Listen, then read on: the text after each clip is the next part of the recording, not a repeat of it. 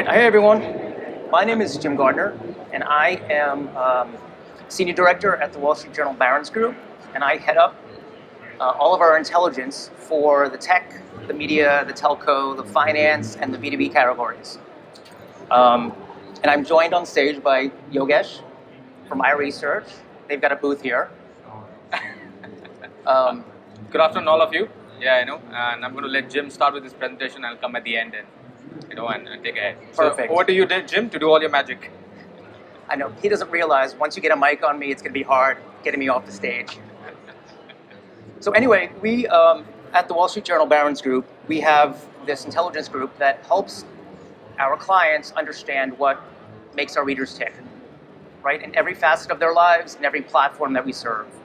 And so as part of this remit, we help our clients through independent, syndicated, third-party research. We supplement that with independent secondary research from typical consultancies that I'm sure you've all heard of. Where those two work together, they're great, but sometimes they fall short because they're not robust in each of themselves. And so oftentimes we create independent research on our own through the services of an iResearch to help our clients understand issues and elements in the B2B space that just aren't available in existing research. And so we partnered with a leading provider in the security space last year. And this security provider wanted to find out whether CEOs and CIOs on the singular topic of security were aligned or misaligned, as the case may be, as it relates to the singular topic of security. The root causes for breaches, the ultimate accountability within the organization, the potential implications. And what we found was that, when you get to the proverbial fork in the road, CEOs went this way and CIOs went that way, right? Completely misaligned in almost every question that we prompted these folks with. And so as we were coming up and repeating this annualized global CXO study, I wanted to kind of continue that dynamic and figure out whether or not this extended to the entire technology paradigm. Was it just an issue related to security, or did it impact the entire suite of products that these folks impact? At a time when game changers like AI and 5G and VR and AR and blockchain, all of these emerging technologies could potentially move a business forward if they weren't encountering internal roadblocks. And so we checked out a lot of the white space, right? And we found that, again, referencing these consultancies, there's a lot of work being done to survey CEOs, right? In this content of new and emerging technologies. There's a lot of work being done focusing on the IT vertical. There's very little connective tissue, very little consistency between the two. And so what this program ideally does is give you a comparative between these two groups of folks to understand how aligned, or as the case may be, not aligned, across the entire suite of technology, right? To understand, ideally, for our tech marketers, how to appeal to these folks in new and different ways, and ideally, for our tech partners, perhaps internally, understanding how their companies are going through some of these same issues. All right, and with that preamble, I'm actually going to advance a board, right? So we can actually share with you some data. So the hypothesis coming into this study is that game changers like 5G and AI, the emerging technologies, has forever changed the dynamic in the C-suite. And so understanding the POV, understanding the priorities and initiatives of these two groups of people can help our marketers understand how to appeal to them much more effectively. All right, simple enough an approach. Yogesh will talk a little bit more about methodology toward the end, but just to set it up and give you some scope, we had about 1,200 different respondents actually complete surveys globally, right? Half of those 1,200 came from the US, the other half was split evenly between APAC and EMEA, and it was split evenly down the middle, 50-50 between CEOs and CIOs, right? Hard groups to get, but we got them through the benefit of having iResearch on staff. That's it in terms of our responding group. Demographically, they skewed more enterprise, right? So about 50% of them were in enterprise companies. We We had about 2 and 5 working in this mid-tier segment, yeah, right, 100 to 999, and then a small fraction of them in SMBs. So this is truly an enterprise-focused study, if you will. Tech, manufacturing, financial services, top 3 industries, and a mix of company revenue. So that's it on demographics. This section, this is an abbreviated version of our full set of findings. And so if you're interested in learning more, I'm just going to give you a little plug. Hit me up later. I'm happy to share with you the complete suite of findings. But for the purposes of today, we're calling this our Discontect Download, aka Executive Summary.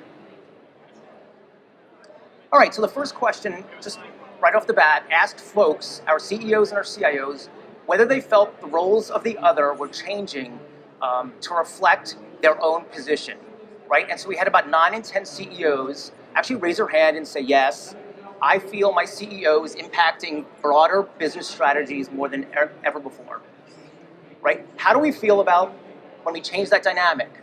What number do we think will pop up on screen when we ask CIOs whether or not their CEOs are impacting specific tech strategies more than ever before? Show of hands. 50%?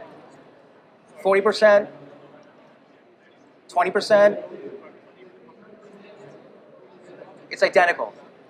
All right, so with this one board, we find that getting alignment is key, because if they're not communicating, if they're not collaborating, right, they're not going to move forward, right, to the next level. So we asked folks point blank whether or not they were in some form of transforming their businesses, right? And the response we got was essentially a big duh with a question mark, exclamation point. Why would you ask me such a stupid question? And so around the time we were packaging this work together, we came across this great article, again, slight plug for WSJ, that spoke to the CIO of Box. And he spoke about the fact that every company has to continually transform, and those companies that do not transform will essentially wither away and die, right? I think the umbrage that CIOs take with this word transform is that it's so hackneyed and overused, and the fact that these folks continually have to transform in order to survive is key. And that just speaks a little bit about why the title is slightly snarky. Okay, so in this next section, we look at the fact that as companies are disrupting, right, as they are growing, as they're innovating, each of these teams have specific priorities, right? And they are specific priorities, and there are triggers driving those priorities forward. Let's see how aligned they are. We first asked whether or not these two groups of people are ever experiencing a misalignment.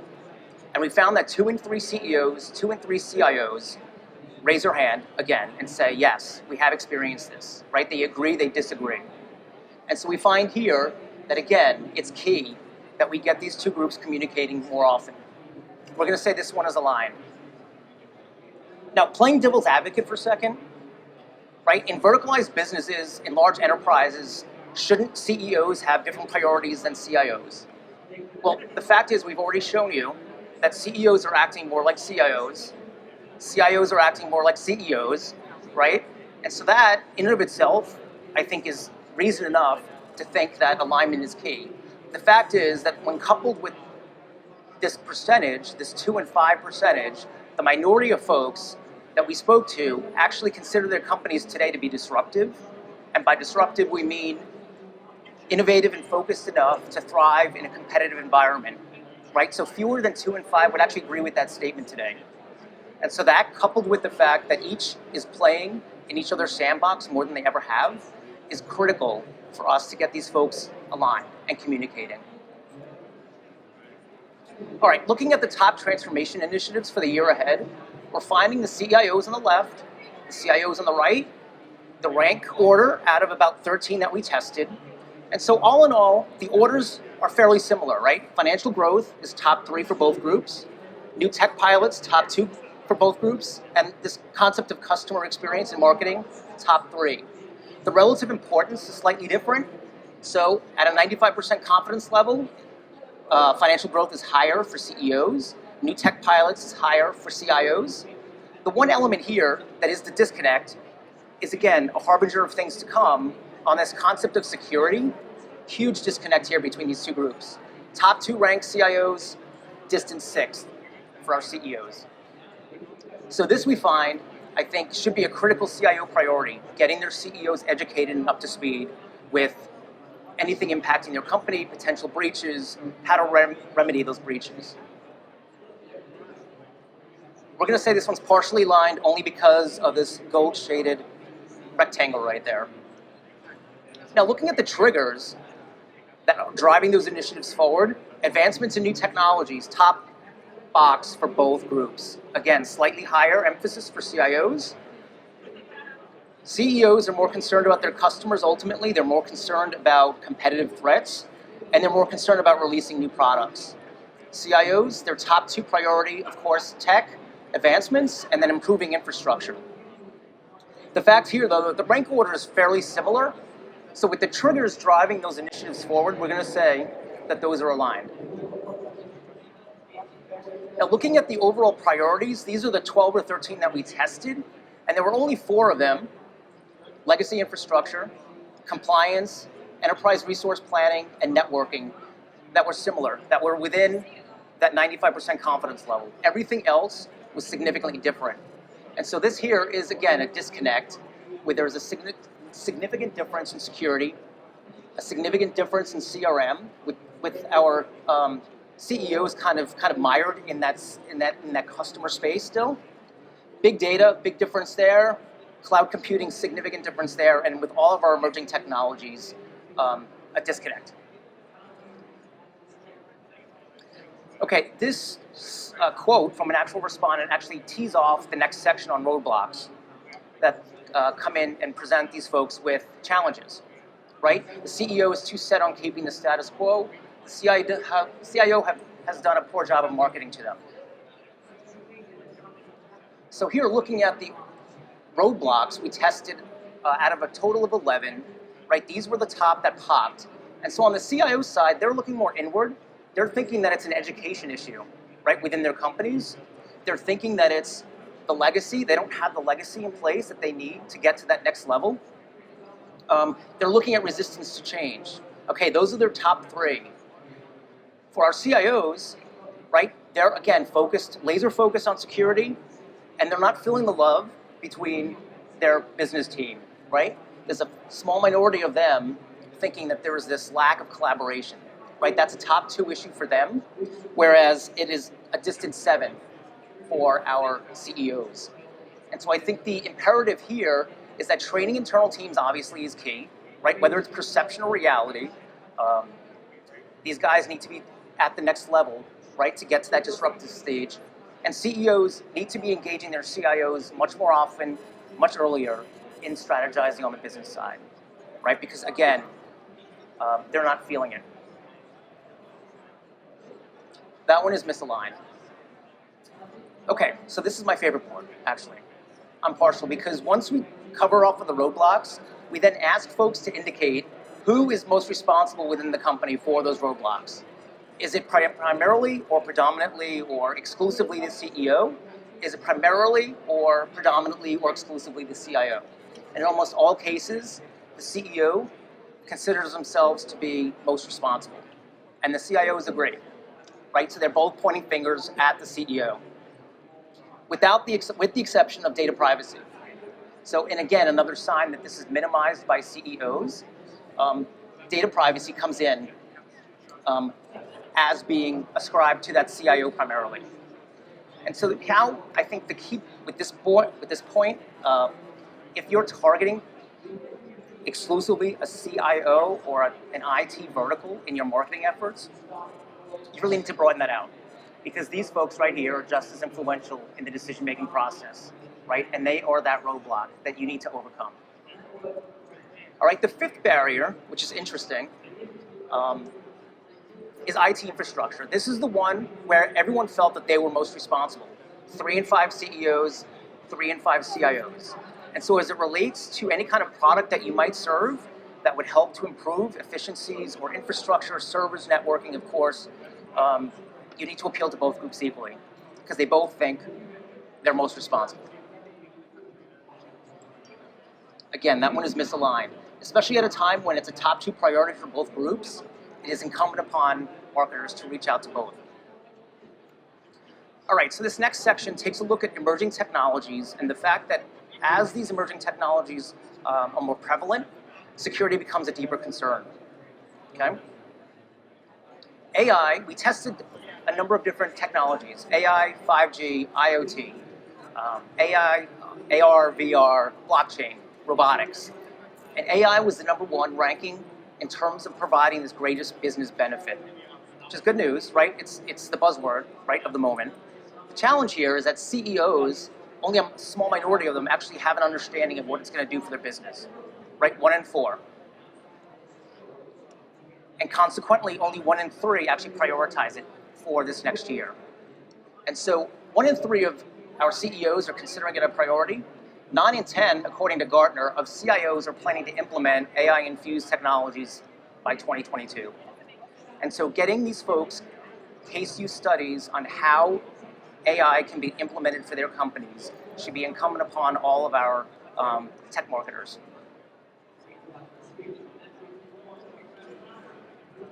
Okay, so this next board focuses on security. Here we're looking at, again, we've shared the priorities. We know a minority of CEOs actually prioritize it. Almost 3 in 5 of our CIOs prioritize it. And the reason why it's such a lower priority for our CEOs is probably because they don't understand even when breaches occur, right? It's only about 1 in 2, when it's 2 in 3 for our CIOs. And at a time when the #1 challenge for our CIOs is adjusting to shadow IT internal cybersecurity threats. Again, it's important to reach out to these folks with education and help them understand how strong security measures can further their business and lead to better profits.